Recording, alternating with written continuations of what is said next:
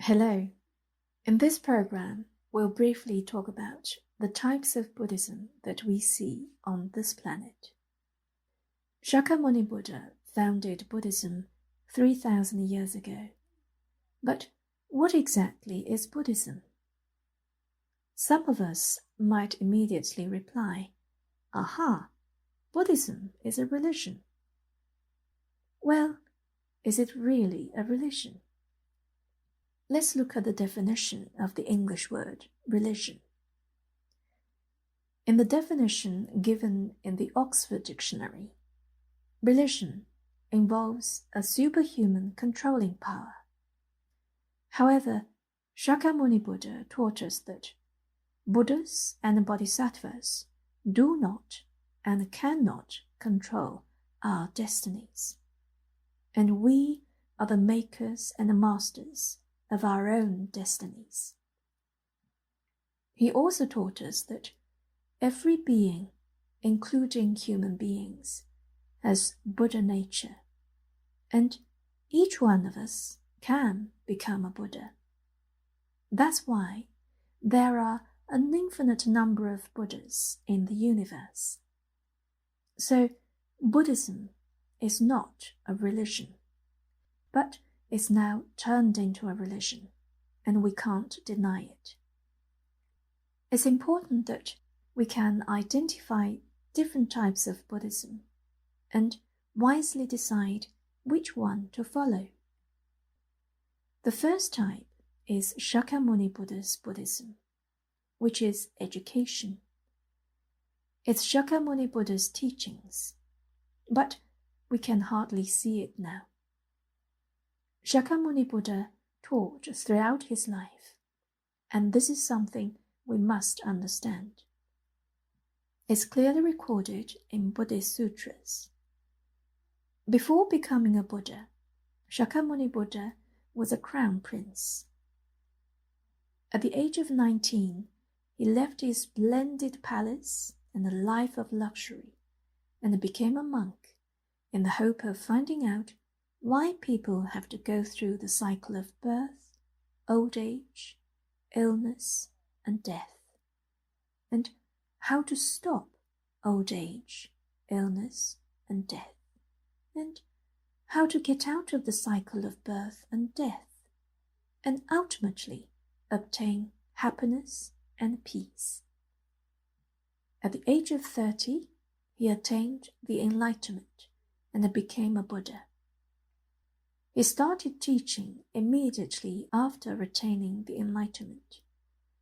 He delivered his first lecture to the 5 bhikkhus at a grove called the Deer Park. The 5 bhikkhus understood what he taught and requested to study further under his tutelage. At the age of 80, he passed into Nibbana. In total, he taught 49 years. So, in every respect, he was an educator. He was neither a god nor an immortal, but a human being. Some of us might have heard the 3 Buddhist terms, that is, Buddha, 佛陀, Bodhisattva, 菩萨, and Arhat, or Arahant, 阿罗汉. All of these are the names of levels of attainment in Buddhism, similar to the names of the academic degrees that we receive. For the convenience of understanding, the term Buddha is similar to the term doctorate degree. The term Bodhisattva is similar to the term master's degree, and the term Arhat is similar to the term bachelor's degree. In ancient times, China also had official degrees, acknowledging one's attainment in virtue and educational attainment. The first one was 进士, presented scholar, which was equivalent to a doctorate degree. The second one was 举人, recommended man, which was equivalent to a master's degree.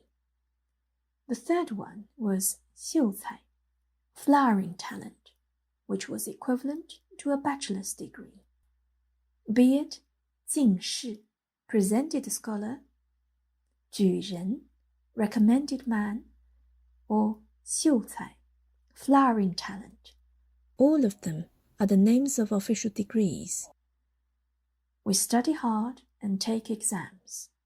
The degrees are the results of our own efforts and indicate the level of our educational attainment. They are recognized by the public. So, in Buddhism, all beings can become Buddhas. This is different from religion. In a religion, no beings can become God. God is unique and one. But in Buddhism, all beings can become Buddhas.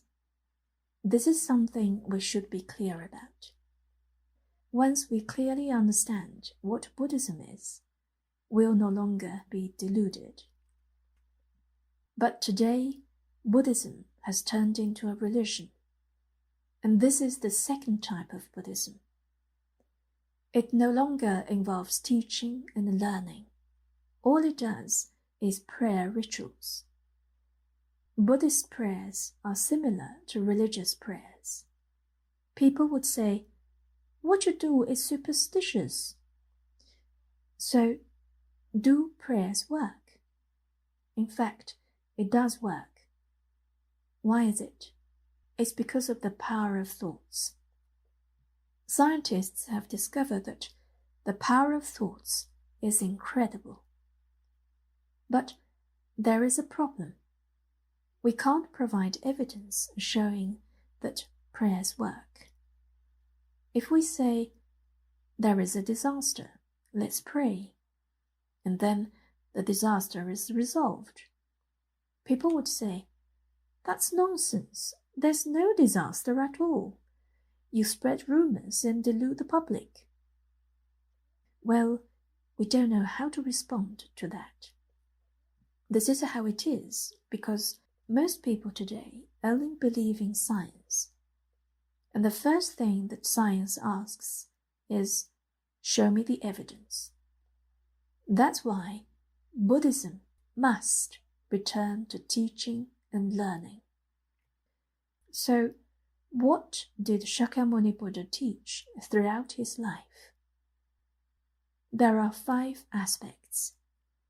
The first aspect is ethics. The second one, morality. And the third one, the karmic law of cause and effect. These 3 aspects are the roots of Buddhism, and they are universal education, which everyone should receive. When these 3 aspects of education are widely given and received properly, people on this planet will enjoy social stability, peace, harmony, and happiness.